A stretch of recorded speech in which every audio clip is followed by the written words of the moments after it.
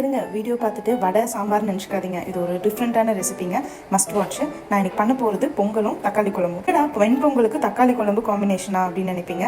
நல்ல காம்பினேஷனுங்க. கோயம்புத்தூர் சைடு கொங்கு பெல்ட்லலாம் தக்காளி குழம்பு ரொம்ப ஃபேமஸுங்க.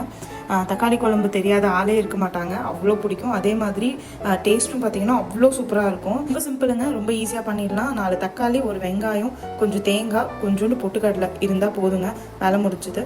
காரத்துக்கு கொஞ்சம் மிளகாத்தூள், மல்லித்தூள், அதுக்கப்புறம் தேவையான அளவு உப்பு போட்டுக்கலாம். கொஞ்சம் தேங்காய் போட்டு இது எல்லாத்தையும் நல்லா வணக்கி பேஸ்ட்டாக அரைச்சி எடுத்துக்கலாம். அரைச்சி எடுத்ததுக்கப்புறம் இதில் மறுபடியும் கொஞ்சம் தாளிப்பு போட்டிருக்கு. கொஞ்சம் கடுகு, கருவேப்பில் போட்டுக்கலாம். கருவேப்பில் இல்லைங்க இருந்தாலும் நான் அவாய்ட் பண்ணிட்டேன். தாளிப்பு போட்டுட்டு நீங்கள் வந்து கொஞ்சம் இஞ்சி பூண்டு பேஸ்ட் ஆட் பண்ணிக்கலாம். ஆட் பண்ணிவிட்டு இந்த குழம்பை அரைச்சி வச்சிருக்கிறத எடுத்து உள்ளே ஊற்றிட்டு எந்த அளவுக்கு தண்ணியாக வேணுமோ அந்த அளவுக்கு நீங்கள் வந்து தண்ணியும் ஆட் பண்ணிக்கலாம். அது சரி, இது இட்லி தோசைக்கு தானே நல்லா இருக்கும் அப்படின்னு கேட்டிங்கன்னா அப்படி மட்டும் இல்லைங்க, எதுக்கு வேணாலும் சாப்பிடலாம். அங்கே வெண்பொங்கலுக்கு சாப்பிடுவோம், எங்களுக்கு ரொம்ப பிடிக்கும். இந்த வீடியோ உங்களுக்கு பிடிச்சிருந்தா மறக்காமல் லைக் பண்ணுங்கள்.